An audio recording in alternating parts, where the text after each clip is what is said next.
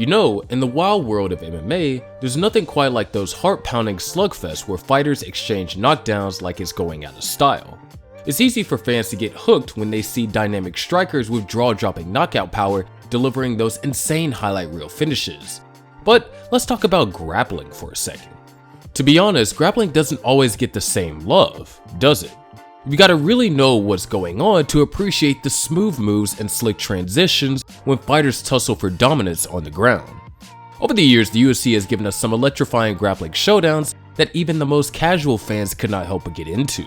And we're talking about Brazilian Jiu-Jitsu wizards, wrestling powerhouses, Sambo masters, and more. In this video, we will relive some of the best grappling moments from both the UFC and MMA. At number 9, we have Demian Maia versus Rory MacDonald. Aside from the legendary Royce Gracie, it's tough to think of a UFC fighter with more renown for their Brazilian Jiu-Jitsu skills than Demian Maia. Remember UFC 170? Everyone was buzzing about the main event, with Ronda Rousey and Sarah McMahon, both undefeated grappling pros and Olympic medalists, squaring off in a clash of judo versus freestyle wrestling. But let me tell you, the real scene stealer that night was the epic encounter between Rory MacDonald and Demian Maia.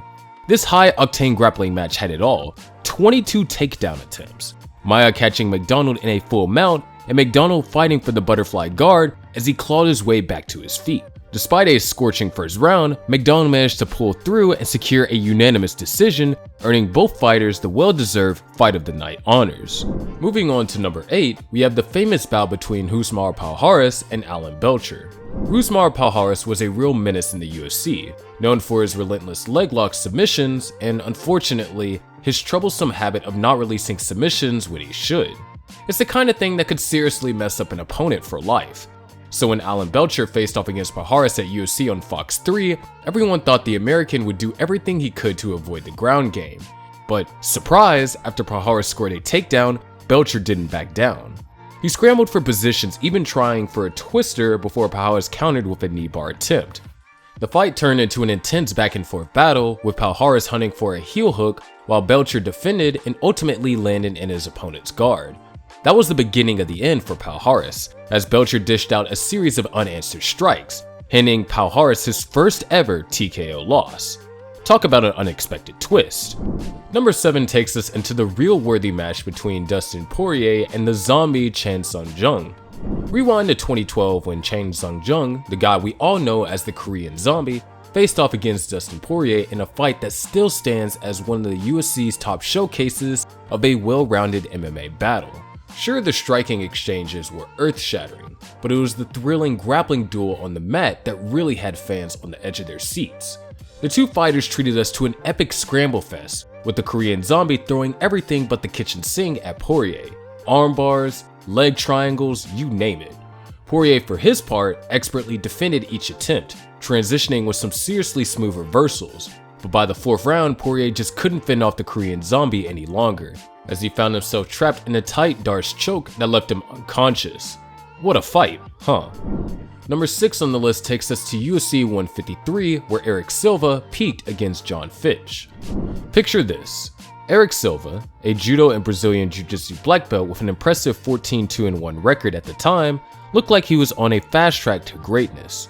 Fresh off a win against Charlie Brenneman, he set his sights on John Fitch at UFC 153, hoping to turn his success into a winning streak.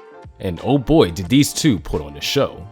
The fight was an absolute stunner, with both fighters scoring takedowns and trading submission attempts.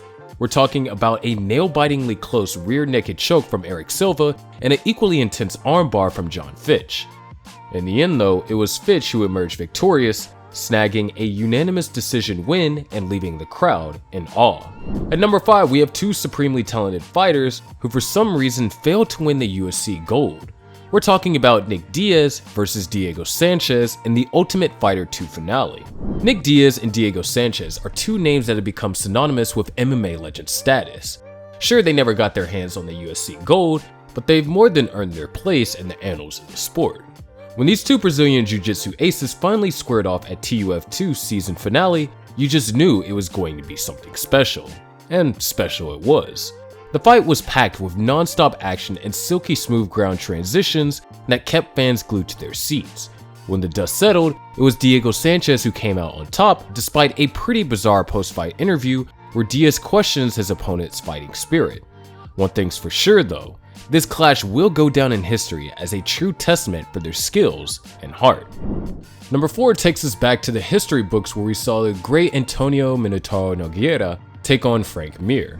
In the heavyweight division, Antonio was one of the cream of the crop when it came to Brazilian Jiu-Jitsu. He never had been taken down by submission, and Frank Mir, who looked up to the Brazilian legend as his hero, knew this all too well. They faced off before at UFC 92, with Mir defeating Antonio by TKO. Fast forward to UFC 40, 3 years later, and their highly anticipated rematch unfolded differently. After bouncing back from a brutal knockdown, Mir managed to outmaneuver Antonio on the ground, rolling to the top position while Antonio tried for a choke. The rolling and scrambling didn't stop there though. Mir eventually found himself in side control, locking in a Kimura. Antonio tried to roll his way out of it, but Mir had an answer for that too, counter-rolling and ultimately breaking Antonio's arm as he tapped. This marked the first submission loss in Antonio's career, and it catapulted Mir into a title shot against the reigning champ, Junior Dos Santos. Talk about a memorable night. For number 3 on this list, we have one of the most heated rivalries in MMA. Yes, we're talking about WWE and UFC star Brock Lesnar and grappling maestro Frank Mir. The first time Brock Lesnar and Frank Mir squared off at UFC 81, it ignited the flames of an intense rivalry. This showdown was a classic battle between the world's wrestling and Brazilian Jiu-Jitsu. Lesnar wasted no time scoring an early takedown and using his size and strength to dominate Mir on the ground. But Mir didn't let the pressure get to him. He stayed cool and calm and collected, waiting for the perfect moment to strike. When Lesnar got a little too eager, Mir saw his chance and snatched it, trapping Lesnar in a knee bar and turning the tables for a stunning victory. The penultimate fight in this list takes us to the clash between an American wrestling champ and an international jiu-jitsu superstar. When Gregor Gillespie, a 4-time NCAA Division I All-American wrestler, squared off against Carlos Diego Ferreira, a World Jiu-Jitsu Championship silver medalist at UFC on ESPN 24, it was bound to be an action-packed showdown, and boy did it deliver, with competitive grappling and striking exchanges that kept the crowd on its toes.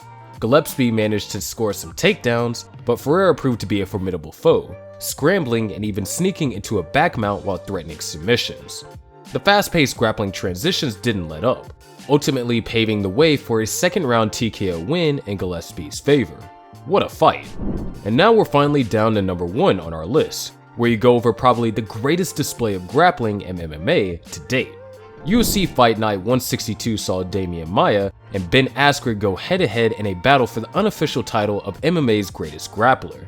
While Askren managed to secure takedowns and land some ground strikes, Maia showcased his legendary BJJ skills with sweeps, reversals, triangles, and more.